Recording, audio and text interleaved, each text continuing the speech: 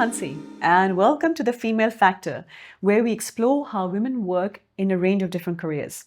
We discuss how they navigate their careers, who they look up to, and any lessons they would like to share. In this series, we've explored what a career in investment management looks like, how to navigate a career, some traits and skills to lean into, and some actionable takeaways. If you've made it this far, you're probably interested in exploring a career. Let's discuss how to enter and what the future prospects look like.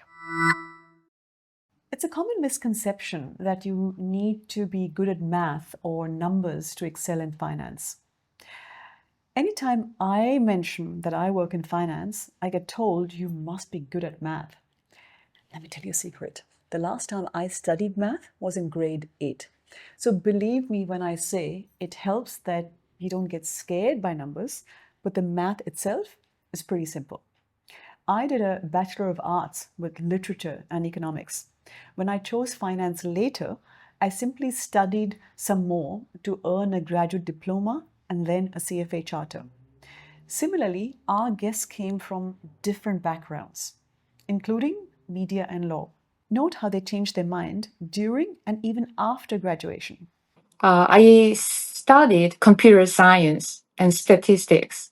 So I was dreaming to be an engineer at the time.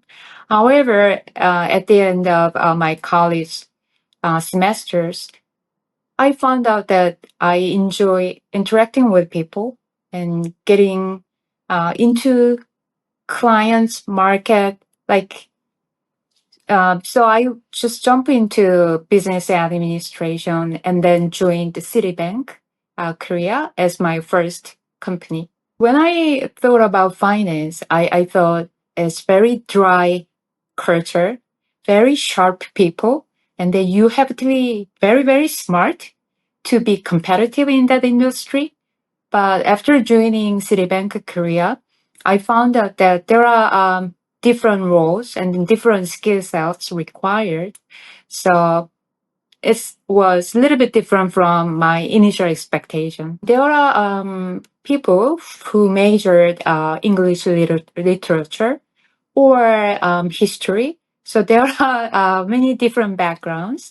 But I found out that as long as you have a logical thinking mindset, then it doesn't matter whether you study computer science or literature, as long as you have curiosity and passion to learn.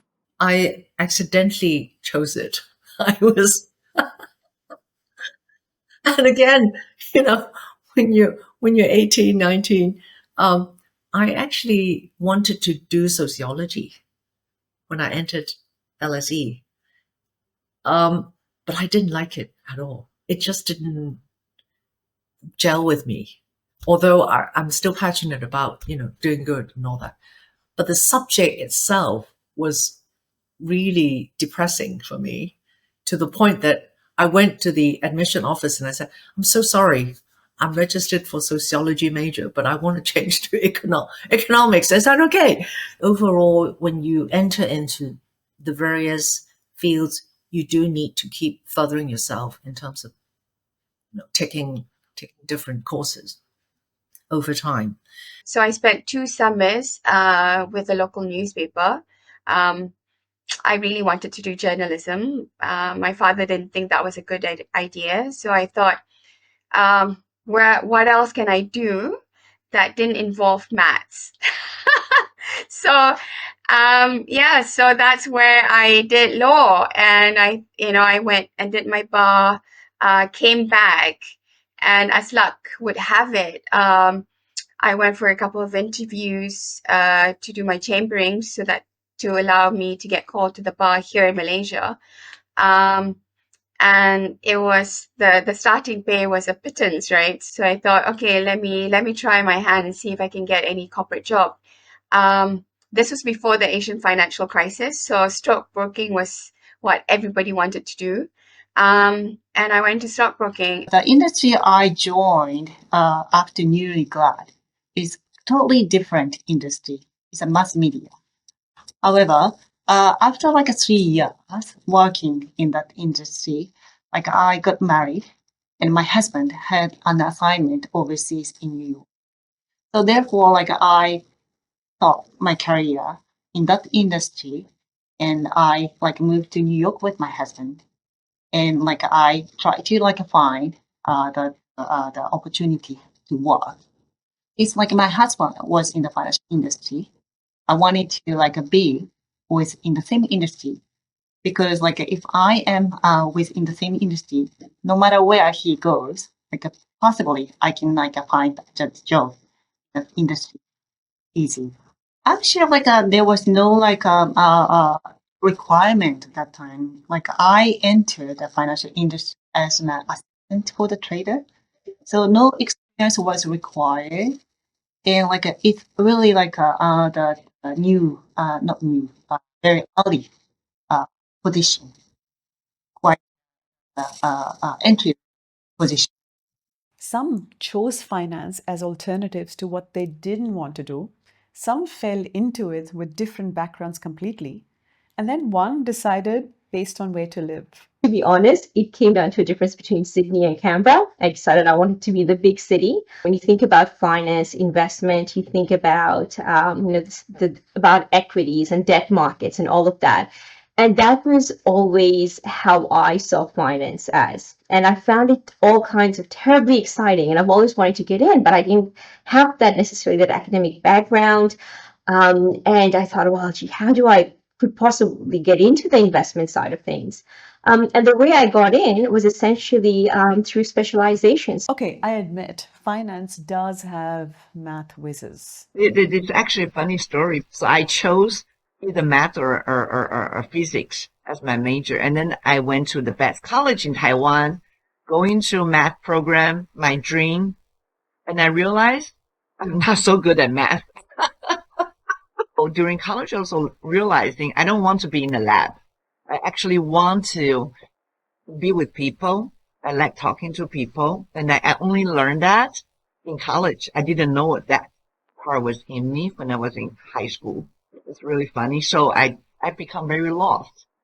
Having a math program, what are the different jobs that can have? I don't want to be a teacher. So at that time, there's this best job in the world article about actuary. I pick it up and I say, okay, what is actuary? I actually look around as people. Women are humble.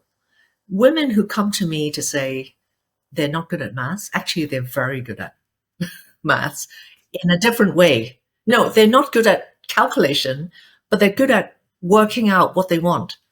And they're very sensitive to performance. They're very sensitive to, ideas of whether this is an investment that suits them or not. And it just means that coming into this industry in the future, the person's qualification will be different. They will have to be quite or very tech savvy. They will have to still understand the key to communication, the key to bringing the best ideas to clients, but it may not be at a one-to-one level. It's one-to-many. I think that this coming generation, they actually see the world a little bit differently from us as well. They actually see men and women having equal responsibilities and therefore have equal footings. I see that in my children. I see that in the younger generation, that they share the workload at home quite well together. They share the expenses quite well together, and they share their responsibilities, when it comes to finance. So it's this generation is picking it up, and I think I'm hopeful that we're moving towards that equality that we're thinking of. It may not necessarily mean 50-50 per se, but I believe that women will actually become more of the business drivers and the family, driving the family behind the scenes more than we think. I hope you got the point that it doesn't really matter what you studied. you can not only get in, but also apply whatever you did study, because it's a big industry that needs all kinds of skills. Let's now zoom out and discuss the future prospects for women in finance. A 2020 Oliver Wyman report highlighted the underserved needs of women customers. It mentioned that women control 2/3 of consumer spending, but feel 25% less confident in their financial acumen compared to men. This means there is work to be done to get women to feel more confident in handling money. It said that women now hold 40% of global wealth, but there are 30 to 40% lower balances in their retirement accounts.